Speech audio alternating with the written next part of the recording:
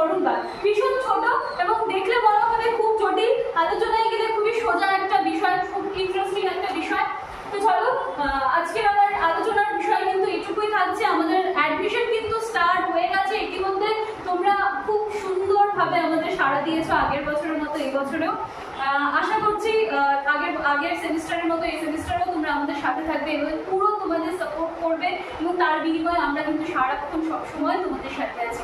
আশা করছি আজকের ক্লাসটা তোমাদের ভালো লাগবে। লাইক, কমেন্ট, শেয়ার, সাবস্ক্রাইব করে আশা রাখলাম। দেখা হচ্ছে নেক্সট ক্লাসে। Thank you.